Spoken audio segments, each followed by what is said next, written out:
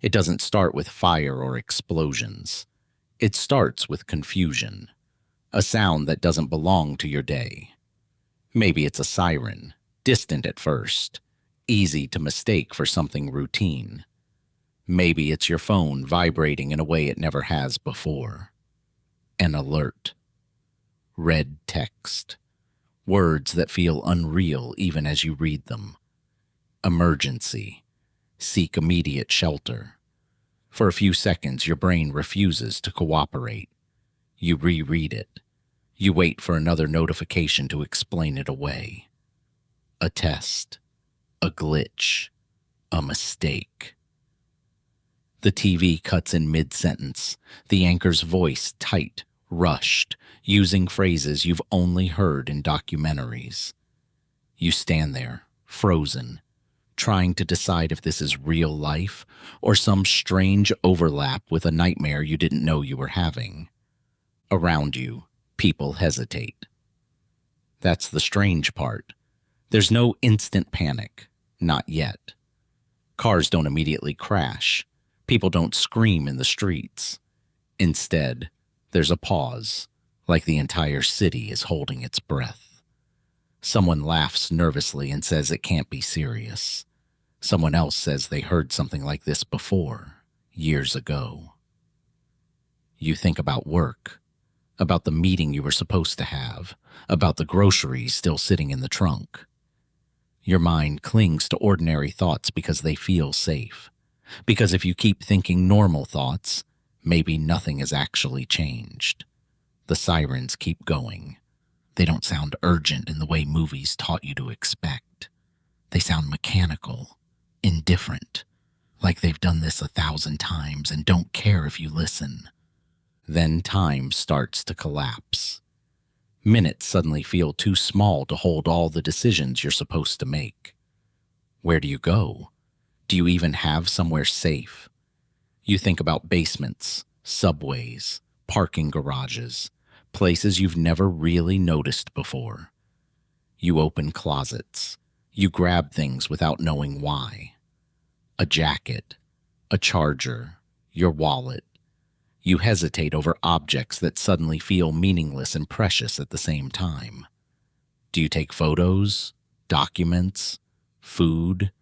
You waste seconds staring at shelves, your hands hovering, because no one ever taught you how to pack for the end of the world. Phones light up everywhere. Messages overlap. Some people are calling everyone they know at once. Others don't call at all, afraid of what they might hear. The network starts to lag. Texts delayed, voices cutting out mid-sentence. You try to decide who matters most in this moment, and that decision feels unbearable. A parent, a partner, a child, someone you argued with last week, someone you always assumed you'd have more time to talk to.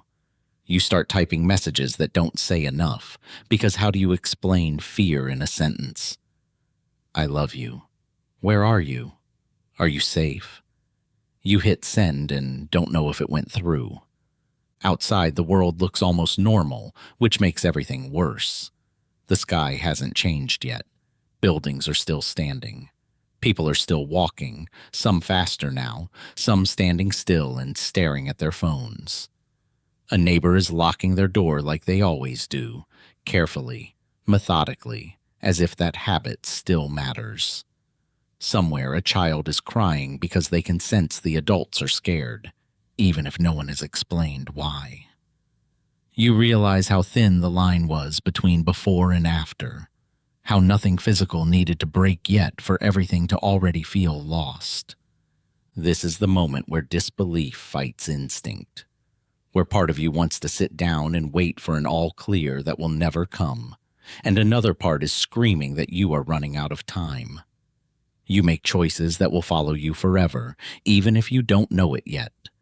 You leave some things behind because there isn't space. You leave some people behind because you can't reach them. You close doors knowing, deep down, that locking them is just a gesture, something familiar to cling to while the world tilts out from under you.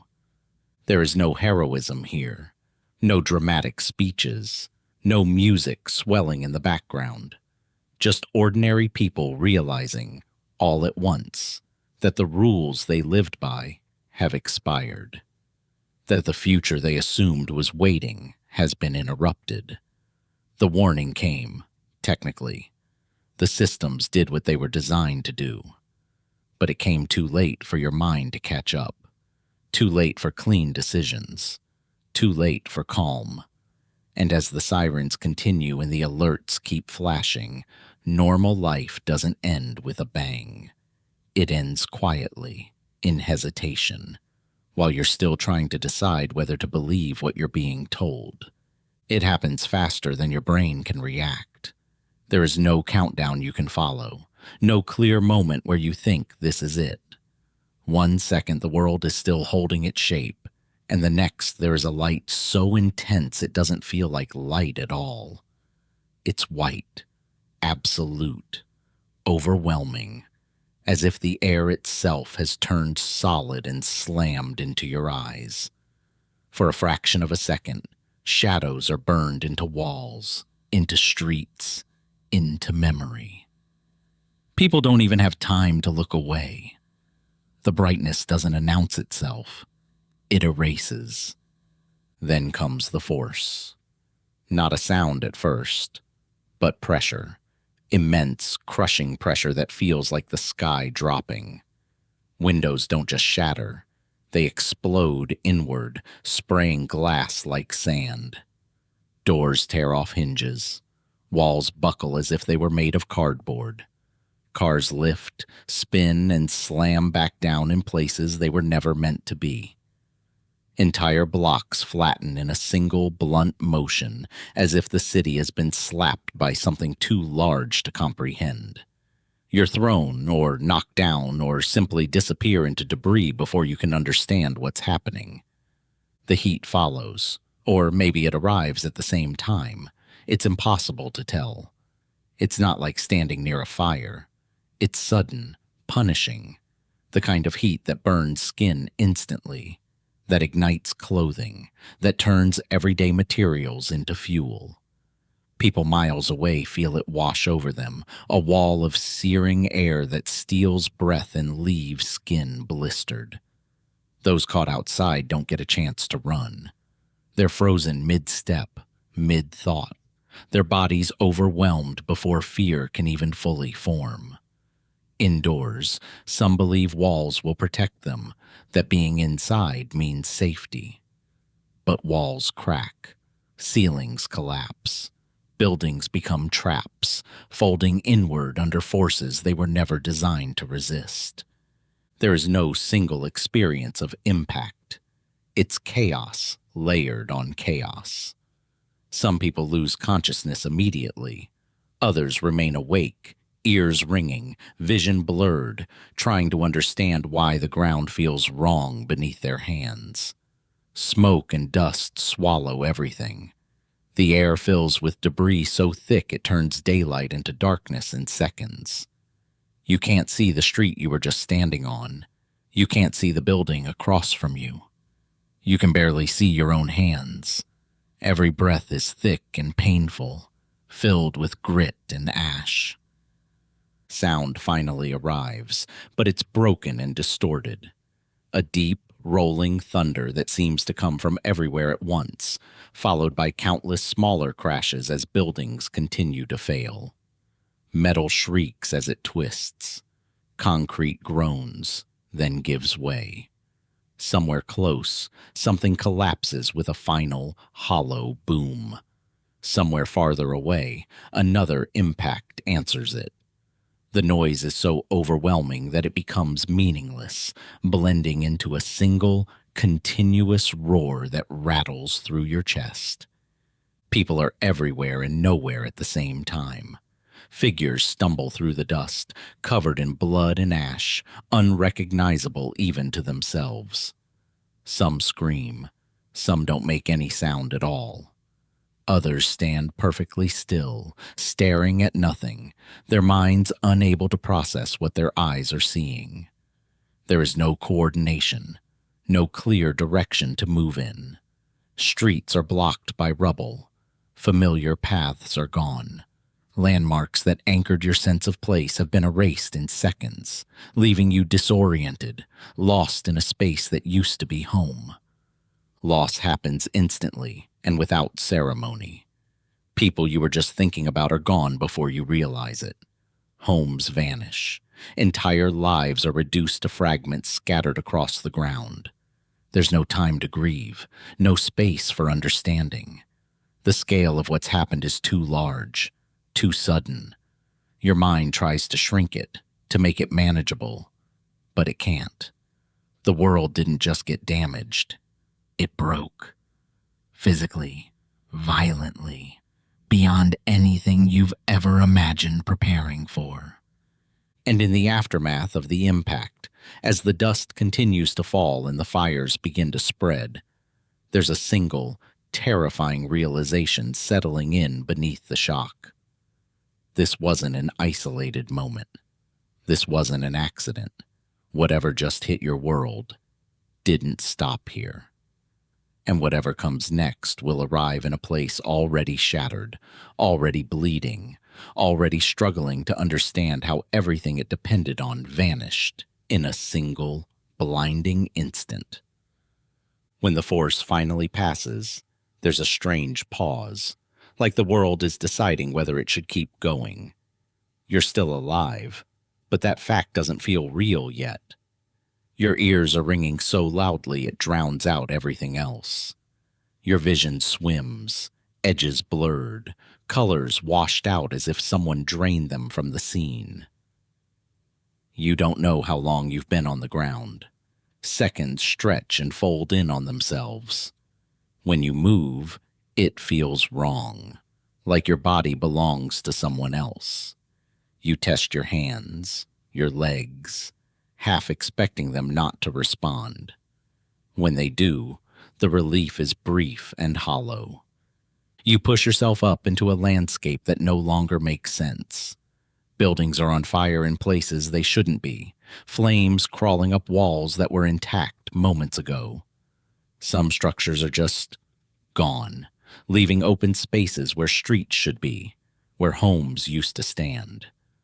The ground is littered with glass, metal, splintered wood, personal belongings torn from lives they once belonged to. Smoke pours from everywhere at once, thick and choking, stinging your eyes and throat. You hear people screaming, not all at once, but in bursts, sharp cries of pain, panic, names being shouted into the dust with no answer coming back. People move through the wreckage like ghosts. Some are bleeding, holding arms at unnatural angles, clothes burned or torn away. Others wander aimlessly, shock locking their faces into blank expressions. Someone stumbles past you with blood streaming down their face, not even noticing. A person sits in the middle of the street, rocking, repeating the same words over and over. You want to help, but you don't know how. You don't know who needs it most. There are too many injuries, too much damage, and no clear place to start. The instinct to survive clashes with the instinct to care, and neither one wins cleanly. You reach for your phone because that's what you've always done in moments of crisis. It feels automatic, almost comforting. But the screen is dead, or frozen, or shows no signal at all. You try again, moving it around, holding it up like that might pull a connection out of the air. Nothing. Around you, others are doing the same thing, staring at dark screens, shaking them in frustration, calling out to people who can't hear them. The power is gone, not flickering, not coming back. Just gone, like a switch was thrown on the entire world at once. Fires spread unchecked. There are no sirens rushing in, no fire engines weaving through traffic, no organized response. Hydrants don't work. Alarms blare briefly, then fall silent as their batteries die. Small flames grow into walls of fire, jumping from building to building, fueled by gas lines, vehicles, and debris. The heat presses in from all sides, forcing people to move even when they don't know where they're going. Smoke thickens, turning the sky into a low, oppressive ceiling that traps everything underneath it. As you stumble through streets you no longer recognize, the thought finally breaks through the shock. This wasn't just here. This wasn't a single strike, a single disaster. You catch fragments of conversations, panicked shouts carried through the haze. Someone says another city is gone. Someone else says the capital was hit. A third swears they saw a second flash in the distance. There's no confirmation, no newsfeed to check. But the pattern is impossible to ignore.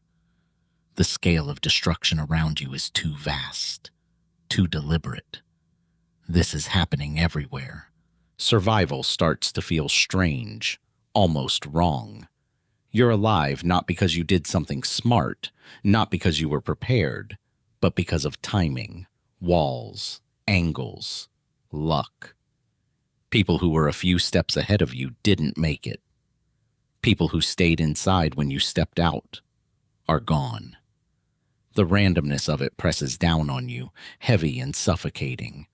Relief doesn't come with being alive. Instead, there's a creeping sense of guilt, of dread, of waiting for the next wave of bad news that hasn't arrived yet. And in these first minutes after, as fires burn and cries echo and the dust refuses to settle, one truth becomes clear. Whatever the world was before this moment, it's over. There is no quick reset. No return to normal waiting just beyond the smoke. You didn't survive the end. You survived the beginning. At some point, you look up.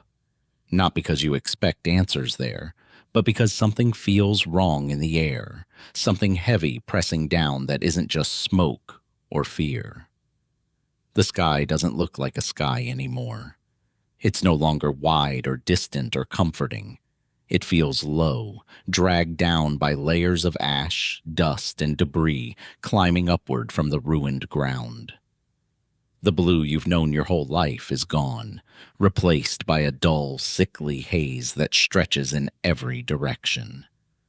The sun is still there, you can tell, but it looks weak now, filtered through filth, reduced to a pale disk or a strange orange smear that barely gives off light, let alone warmth. Ash begins to fall, quietly at first. There's no warning, no sound to announce it, just soft gray flakes drifting down, settling on your shoulders, your hair, your hands. It feels wrong, like snow arriving in the wrong season, in the wrong place, for the wrong reason.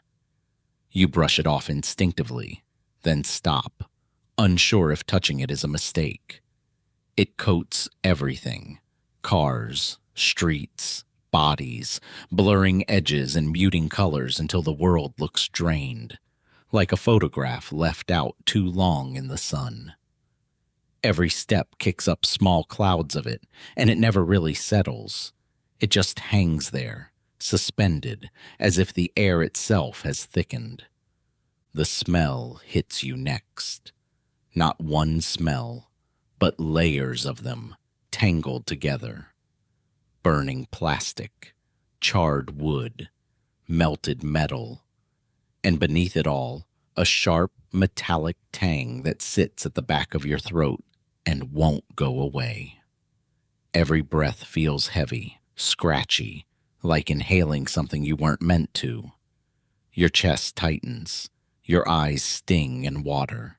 You try to take slower breaths, shallower ones, but even that doesn't help much. The air hurts. It carries a warning your body understands even if your mind doesn't.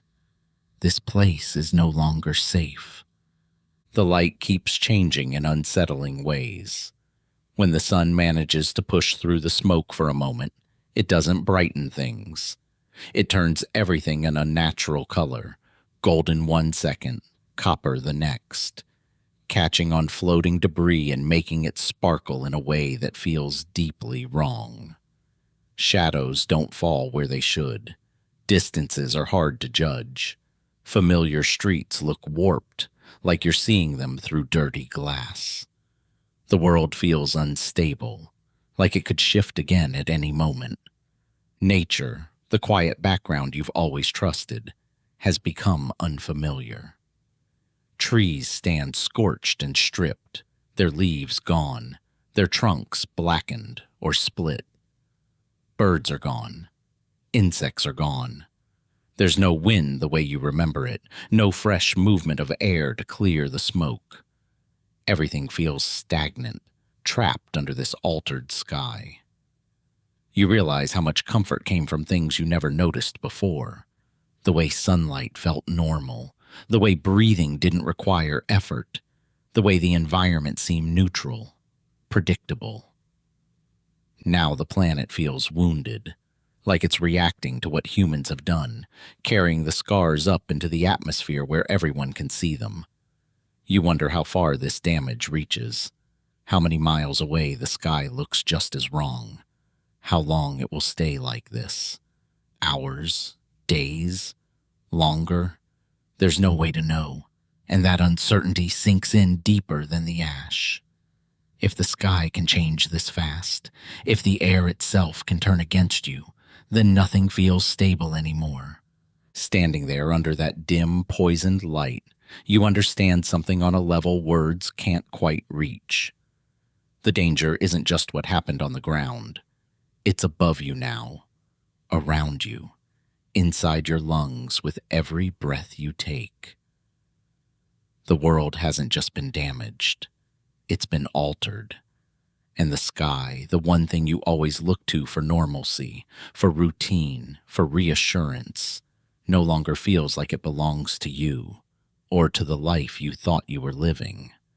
At first, it's subtle. You notice a flicker, a hum that isn't there anymore. The lights in your home don't turn on. You flip switches, check breakers, hope it's just a temporary outage. Then the water doesn't come when you turn the tap. Not a drip. Nothing. The first instinct is disbelief. Surely the system will reset. It always does. But the taps stay dry. You open the fridge and hear silence instead of the familiar hum of electricity. The cold doesn't comfort you. It reminds you that life's rhythms are unraveling. Phones fail. No bars, no messages, no connection.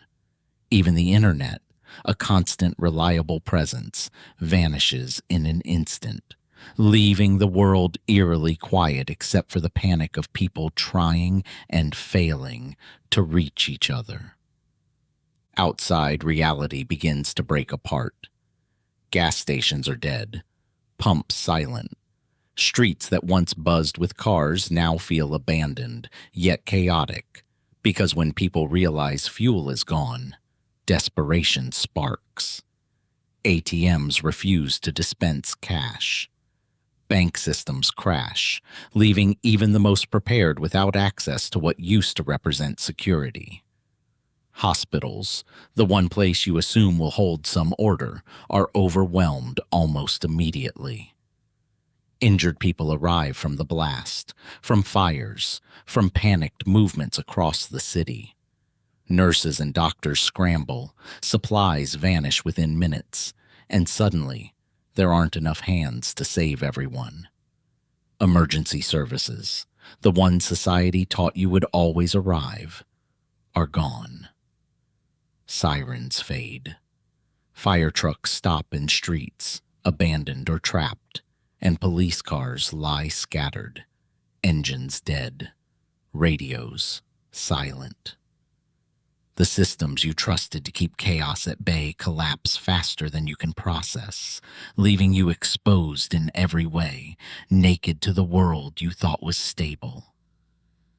The realization settles in slowly, insidious, like a fog you can't shake. Life as you knew it is gone. No power, No water, no communication, no coordinated help. Every system, every infrastructure that you depended on disappears in a few hours. And the fragility of it all, the things that seemed permanent, like gravity or morning sunlight, strikes you. You walk through streets that are familiar yet terrifyingly empty, the absence of systems magnifying the vulnerability you've never had to face. Food, fuel, water, medicine, safety, communication. Everything you assumed was reliable now depends on chance and improvisation. The world you trusted, the rules and routines that made life predictable, have been erased, leaving only confusion, fear, and the instinct to survive. The air carries a new kind of terror, one you can't smell, see, or touch, yet it presses against your skin like an unseen weight. Fallout drifts unpredictably, carried by wind currents you can't track, settling in places you thought were safe. A park across the street might be harmless. A basement down the block might be a death trap. Conflicting advice spreads like wildfire. Some say stay inside, seal every window. Others say flee immediately, though the roads are littered with danger. No one knows for sure what will keep them alive. Every decision becomes a gamble, every step a risk. You breathe in carefully, shallowly, afraid that even a single inhalation could be fatal, yet knowing you have no choice but to move, to try, to survive. Some people shelter incorrectly. Windows left open, doors cracked, basements with poor ventilation. Others make split-second decisions to escape, only to find themselves in zones far worse than where they started. Children cry, unsure why the adults are panicked, and the adults themselves don't always know how to answer. Radiation is invisible, silent, patient. Symptoms don't appear immediately. You can feel fine now and be fatally harmed hours, days, or even weeks later. That delay turns survival into a psychological minefield. Every cough, every headache, every twitch of fatigue becomes a question. Am I safe? Am I already exposed? Will this be the end? Fear spreads faster than the physical threat itself. Rumors, advice, misinformation, guesses, all mix into a haze more suffocating than the ash in the air. Some people wear makeshift masks. Some cover windows with wet towels. Some dig into old storm shelters they've never used. But none of it feels reliable. None of it gives real safety. You can see the world still standing, still burning, still moving. But you know at every moment that an invisible force is settling across it, relentless, impartial, and unavoidable. The anxiety of not knowing, the weight of uncertainty pressing into every breath becomes as dangerous as the threat itself. Survival is no longer just about avoiding the immediate chaos. It's about navigating the unseen, the unknowable, and the certainty that even now the world is slowly poisoning itself and everyone in it. When the initial blast passes, the people around you start to change. Not instantly, not in some cinematic way, but slowly, almost imperceptibly. Panic settles into routines of survival. The neighbor who waved to you yesterday now glances sideways, clutching a bag or a weapon, eyes darting for threats. Panic makes people hoard. Food becomes sacred. Water becomes currency. Items that were once trivial, a can of beans, a bottle of water, a blanket, gain importance you can barely comprehend. And while some still extend hands, sharing what little they have, others grab first and question later, acting out of instinct, not malice. Morality bends. It isn't evil, it's survival. What matters is not who you are, but whether you can make it through the next hour alive. Families cling tighter. Parents shield children. Siblings pair up. Groups form naturally, instinctively, around those they trust most. Trust shrinks to a circle so small it barely includes more than the person beside you. Strangers are not just unfamiliar. They're dangerous by default, because the world is suddenly a place with no rules, no authority, no guarantee that anyone will stop at fairness. Rumors spread faster than reality. Someone says the water in the next block is safe. Someone claims armed gangs are coming. You have no way to verify anything, so these stories shape behavior, deciding who moves, who hides, who flees, who fights. People isolate themselves completely. Doors are locked with improvised barricades, windows taped over. Silence inside a home becomes a form of defense. But even in the chaos, flickers of human instinct for kindness persist. Strangers help each other dig out someone trapped in rubble. Someone offers water without expecting anything in return. Groups form small protections, barricades of debris, watch shifts at night, patrols of familiar streets. These moments are fragile, easily broken by hunger, exhaustion, or fear. Yet they are there, brief sparks in the darkness, reminding you that survival doesn't erase humanity entirely. It just reshapes it. Everyone is learning, instantly and painfully, that the rules have changed. Life is now measured in choices that weigh comfort against safety, trust against caution, and hope against the knowledge that the next moment may already be too late. And then there's the sound, or, more precisely, the absence of it. The familiar hum of life is gone.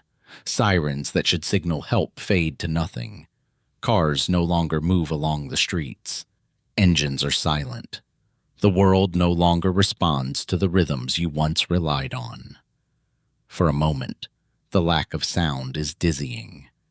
You think you imagine the quiet, that somewhere there's a hum you're failing to hear.